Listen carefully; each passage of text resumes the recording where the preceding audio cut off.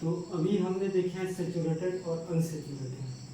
अब हम देख रहे हैं सिस-फेट और ट्रांस-फेट। ठीक, सिस-फेट और ट्रांस-फेट के मतलब क्या होता है? सिस-फेट वह फेट या वह लिपिड है जो बेसिकली सामान्यतः प्रकृति में पाया जाता है। जो ऐसे फेट जो प्रकृति में पाया जाता है, प्रकृति में पाया जाता है। ठीक, और ट्रांसफेट मतलब ऐसा फेट जो प्रकृति में नहीं पाया जाता है, बेसिकली सामान्यतः नहीं पाया जाता है। तो ये क्या है? ट्रांसफेट ऐसा फेट जो प्रकृति में नहीं पाया जाता है, जो प्रकृति में सामान्यतः नहीं पाया जाता है। ठीक, सामान्यतः नहीं पाया जाता है, नहीं पाया जाता है। ठीक, तो ये दो प्रकार के होता है। अब प्रकृति में पाया जाता है मतलब जो स्तनधारी प्लस प्लांट से पाया जा रहा होगा। तो यहाँ एक पॉइंट और लिख लेना, जो स्तनधारी मतलब हम ये मनुष्य। ठीक, हम स्तनधारी है कि नहीं? स्तनधारी प्लस पेड़ पौधा, सब पेड़ पौधा। ठीक, इस पर तो ये दो प्रकार के मैं बताया, सैचुरेटेड और एक बताया अनसैचुरेटेड। ठीक है, बताया हमने। तो सैचुरेटेड में क्या बताया? सी ये एकक एक ये बताया हूँ। उसके बाद में बताया कार्बन से कार्बन ये सी। अब कोई केमिस्ट्री वाला होगा तो ये दावा मत करना कि सर आप ऊपर में हाइड्रोजन नहीं लगाया होगा।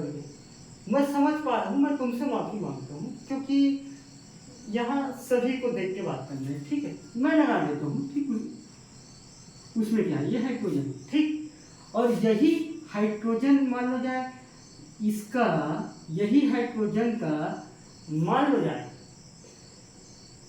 जाए किसी कारणवश अगर कोई ऊपर का नीचे आ जाता है, यहाँ ये हाइड्रोजन यहाँ आ गया, आ जाता है, मान लीजिए ये बहुत सारा है, ये और हाइड्रोजन है, तो यहाँ का ये आ गया।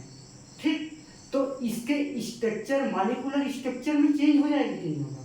हो जाएगा। और जैसे ही चेंज होगा, यही स्ट्रक्चर अगर कोई मॉलिक्यूलर स्ट्रक्चर में चेंज होता है तो वो बनता है ट्रांसफेट। ठीक, बेसिकली जो हाइड्रोजन है यहाँ, तो मैं क्या लिख सकता हूँ? ये क्या है? अनसैचुरेटेड फैटी एसिड है। तो मैं क्या लिख सकता हूँ? ट्रांसफेट क्या है? जो बेसिकली अनसैचुरेटेड फैटी एसिड के निर्माण होता है। ये अनसैचुरेटेड फैटी एसिड से निर्माण हो रही थी यहाँ की जी। यहाँ जो हाइड्रोजन है, इसको अगर कोई गर्म, ताप, दाब जो भी चीज दोगे आप, तेल इसके एग्जाम्पल लो, तेल को आप बार बार अगर गर्म करो तो तेल के जो मॉलिक्यूलर स्ट्रक्चर है सरसों के तेल का, उस सरसों का तेल किसका सोर्स है? अनसैचुरेटेड फैटी एसिड का। और तो उसका जो मॉलिक्यूलर स्ट्रक्चर है ये, तो ये चेंज हो जाएगा। ये जैसे ही चेंज होगा तो उसको बोलेंगे ट्रांसफेट। तो मैं लिख सकता हूँ कि trans fat basically unsaturated fatty acid से निर्माण होता है। ट्रांसफेट अनसैचुरेटेड असंतृप्त फैटी एसिड से निर्माण होता है। फैटी एसिड से निर्माण होता है, एसिड अम्ल से। ठीक, फैटी एसिड अम्ल से निर्माण होता है। ठीक, निर्माण होता है। अब ये कैसे बनता है बताना है, बेसिकली बताना है कैसे बनता है। ठीक, तो ये ट्रांसफेट समझ गए। ट्रांसफेट सामान्यतः प्रकृति में नहीं पाया जाता है। इसको ताप, दाब, जो भी चीज, दंड, भेद, जो भी चीज आप दो, उसके बाद भाई तेल को अगर बार बार आप मान लीजिए गर्म करो, एक बार पूरी करें, उसी तेल से फिर दूसरे बार पूरी करें, उसी तेल से फिर आप मान लीजिए पूरी करें, तो उसका मॉलिक्यूलर स्ट्रक्चर में चेंज होगा कि नहीं? और जैसे मॉलिक्यूलर स्ट्रक्चर में चेंज होगा तो वह तेल बन जाएगा ट्रांसफेट। ठीक है, बात समझ में आया? तो यहाँ तक समझ गए। सिस-फेट क्या है? सिस-फेट में सिंपल से लिखना है, ऐसा फेट जो प्रकृति में पाया जाता है स्तनधारी जैसे पेड़ पौधा, और जो पिछड़ा बताया हूँ वही है। ठीक, ट्रांसफैट ऐसा फैट जो प्रकृति में सामान्यतः नहीं पाया जाता है और यह सामान्यतः अनसैचुरेटेड फैटी एसिड से ही निर्माण होता है। बेसिकली इसका जो हाइड्रोजन के जो जुड़ाव है वही से ही निर्माण होता है। ठीक है, इतना याद है, याद रहेगा हमेशा। ठीक, उसके बाद इसका निर्माण देखेंगे, ऑकरेंस। ऑकरेंस बताइए करके अगर कोई दे दे, ठीक, ऑकरेंस में बेसिकली आप ये करो अनसैचुरेटेड फैटी एसिड। अनसैचुरेटेड मतलब समझ गए ना, तेल में जो भी चीज हो। इस अनसैचुरेटेड फैटी एसिड को हम हाइड्रोजनेटेड गैस से गुजारते हैं, जिस पर ताप हाई रहता है, जिस पर दाब, जिस पर उत्प्रेरक भी रहता है। उत्प्रेरक के रूप में काम करते हैं निकिल। ठीक, निकिल क्या करता है, बेसिकली जो ऑयल है ना, आप बार बार गर्म कर रहे हो, क्योंकि अनसैचुरेटेड से ही बन रहा है ट्रांसफर, और मैं ट्रांसफर के निर्माण को ही बता रहा हूँ। ठीक, तो अनसैचुरेटेड फैटी एसिड है, तेल को अगर बार बार गर्म करोगे तो निखिल उत्प्रेरक के रूप में काम करता है कि उसका मॉलिक्यूलर लेवल के जो स्ट्रक्चर है तेल का वो चेंज कर देता है with the help of hydrogenated gas. ठीक है, तो यहां से निर्माण होता है ट्रांसफैट का। ठीक है, ट्रांसफैट। अब इसका हिंदी नहीं है, थोड़ा एक बार दो बार सुनना, अगर किसी दिक्कत है तो एक बार और सुन लेना रोक के, उसके बाद समझ में आ जाएगा। ठीक, यहाँ तक समझ गए। अब इसका सोर्स देख लेते हैं, ट्रांसफैट और सिसफैट का। ठीक, सोर्स ट्रांसफैट का सोर्स क्या क्या है? सोर्स क्या है? तले भुने सामग्री। भाई एक ही तेल में बार बार कर दो कि नहीं, तले भुने सामग्री। अब जो भी चीज खा रहे हो, अब आपको पता चल गया क्या खा रहे हो, ट्रांसफैट को खा रहे हो, जो मॉलिक्यूलर लेवल की स्ट्रक्चर में चेंज हो गया और वो बेसिकली हानिकारक है हमारे शरीर के लिए। ठीक, दूसरा बेकरी उत्पाद। ठीक, तीसरा आपका आ जाएगा प्रोसेस प्रोडक्ट, प्रसंस्करित सामग्री।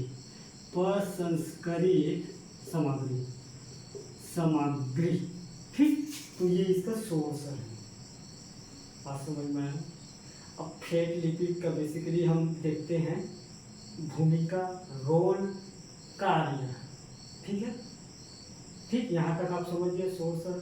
अब बेसिकली जो डायबिटीज का कारण यही सब चीज है, बीमारी का कारण यही है, और इससे भारत में मिनिमम कम से कम मैं अगर बात करूं, और अगर आगे पढ़ाने का अगर आप बोलोगे क्या क्या प्रयास है क्या है, बेसिकली इससे ना 15 से 20 हजार मरते हैं पर साल।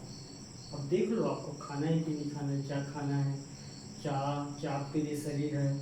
आपके जो धमनी संबंधित बीमारी ना, अनसैचुरेटेड फैटी एसिड खा के 10 से 20 हजार लोग मरते हैं। ये आप देख लो, ये आपकी मर्जी है। ठीक है, मैं उसमें नहीं जाऊँगा, आप खाओ, कोई दिक्कत नहीं। और अब इसका हम देख लेंगे भूमिका, कार्य, रोल। ठीक, अब किसी भी नाम से आए, फैट लिपिड का भूमिका, कार्य, रोल बताइए, समझाइए, लाभ बताइए, ये बताइए, वो बताइए, सारी चीज़ों में इसी को लिखना है। ठीक, तो फर्स्ट इसका भूमिका है, बेसिकली फर्स्ट है इसका भूमिका है वसा में घुलनशील विटामिन रहता है। भाई अगर आपके बॉडी में अगर फैट का कमी है तो विटामिन ए, डी, ई और के कैसे रहेगा, उसकी एब्सेंट ही रहेगा तो आप क्या बीमार पड़ जाओगे। तो बेसिकली क्या है, फर्स्ट पे क्या है कि वसा में घुलनशील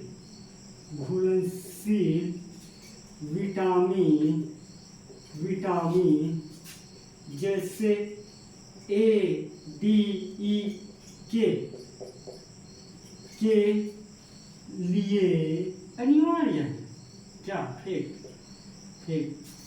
फैट आपके बॉडी में अगर कम है तो ये ए, डी, ई और के आपके बॉडी में कम रहे। ठीक है, बेसिकली बोलने का मतलब ये है। ठीक, तो वसा में क्या चीज घुला रहते हैं, ए डी ई के विटामिन, तो उसके लिए फैट जरूरी है बेसिकली। ठीक है, बात समझ में। दूसरा चीज है स्तनधारी की जीव कोशिका केंद्र की उपस्थिति में, देख स्तनधारी मतलब हम और आप सब, उसमें विटामिन डी के संश्लेषण में काम आता है। ठीक, स्तनधारी में विटामिन डी जिसका नाम है कैल्सीफेरॉल के संश्लेषण में काम आते हैं, के संश्लेषण में काम आता है। क्या? Fat lipid. ठीक है, फैट लिपिड। और ये एकदम सफेद झूठ है कि सनलाइट से आपको क्या मिलता है, विटामिन डी। एकदम झूठ बात, एकदम सफेद झूठ। मैं ऑन द कैमरा बोल रहा हूँ, दावा कर रहा हूँ भाई। देखो स्तनधारी में क्या पाया जा रहा है, आपके बॉडी में क्या सिंथेसिस हो रहा है, फैट हो रहा है। फैट है आपके बॉडी में, और फैट क्या कर रहा है, सनलाइट के प्रकाश में क्या कर रहे हैं, फैट है हमारे बॉडी में, वो संश्लेषित हो रहा है। ठीक है, तो बेसिकली प्रकाश से हमको डी नहीं मिल रहा है, डी हमको उस संश्लेषण से मिल रहा है। प्रकाश, देख मैं ये बात को खारिज नहीं कर सकता कि प्रकाश अनिवार्यता है उसको संश्लेषण करने के, बाकी प्रकाश में विटामिन डी नहीं होता है। आप तेल लगाओ, सरसों का तेल लगाओ या किसी भी लगाओ, बच्चे को धूप में छोड़ देते हैं। क्यों छोड़ते हैं? क्योंकि उसके अंदर फैट का निर्माण है। ठीक, यही कारण है। और ये सफेद झूठ है कि आपको विटामिन डी मिलता है, ये मिलता नहीं है। आपके बॉडी में फैट के सिंथेसिस के लिए प्रकाश जरूरी है, मगर मिलता नहीं है। ठीक है, बात समझ में आए? तो क्या लिखूंगा, स्तनधारी में विटामिन डी कैल्सीफेरॉल के संश्लेषण में। ठीक है, जो प्रकाश अनिवार्य है। ठीक, ये समझ गए बात। तीसरा है बेसिकली, तीसरा इसका और काम फैट का स्पेसिफिक वर्ग है मनुष्य के शरीर के टेम्परेचर को बनाए रखने का। ठीक है, तीसरा आप लिख सकते हो, मनुष्य के शरीर का टेम्परेचर को बनाए रखने का,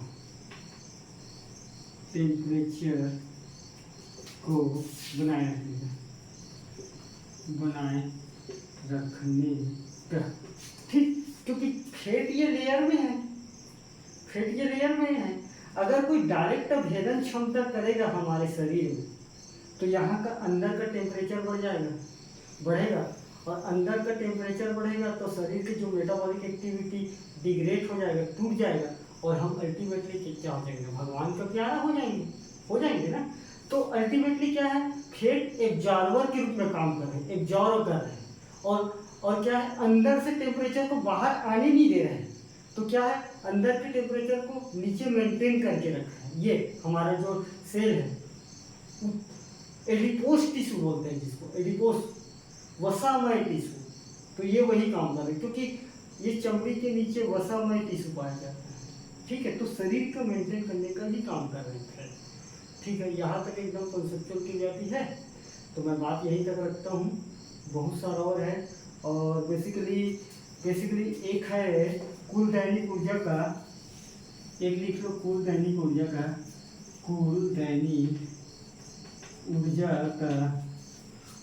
का 40% आपको फैट लेना चाहिए, और 1 ग्राम में 9 किलो कैलोरी ऊर्जा एनर्जी मिलता है। ये किसी पेपर में पूछते हैं, कोई खास इसमें वो नहीं है। अब आपका मेरे को इस तरीके से पढ़ाने का मतलब ये है कि आपका दिमाग खुले, साथ ही साथ आप किसी भी पेपर में ना फंसे। आपको जो बुक में अगर कोई मान लीजिए लिपिड के 3 प्रकार के क्लासिफिकेशन मिला होगा, सिंपल क्लासिफिकेशन, सिंपल, कॉम्प्लेक्स, एक है डेरिवेटिव करके बोलते हैं ना, कंजुगेटेड। तो तीनों क्लासिफिकेशन में आप सिंपल एक लाइन में आप समझ लेना, उसका उदाहरण लिख लेना, बाकी यहाँ से आप कंप्लीट कर लेना। आपका लिपिड का चैप्टर कंप्लीट है। और बेसिकली केमिकल प्रॉपर्टी और फिजिकल प्रॉपर्टी, आप फिजिकल प्रॉपर्टी में ये सब सारी चीज लिख सकते हो, कोई उतना वो नहीं। और केमिकल प्रॉपर्टी में आप पॉइंट को लिख के आना है, केमिकल में आप पॉइंट को। और ये वीडियो उन सभी के लिए है जो देखना चाहते हैं, जिसको ये सब पता नहीं वो भी वो सब देख सकते हैं, क्योंकि ये सब कोई एग्जाम के लिए आता ही आता है, आगे जॉब के लिए ऐसा कोई इशू नहीं है, ठीक है। और मेरा विनम्र निवेदन है कि वीडियो को इधर उधर न करें, देखें, मजा लें, समझें कॉन्सेप्ट, ठीक।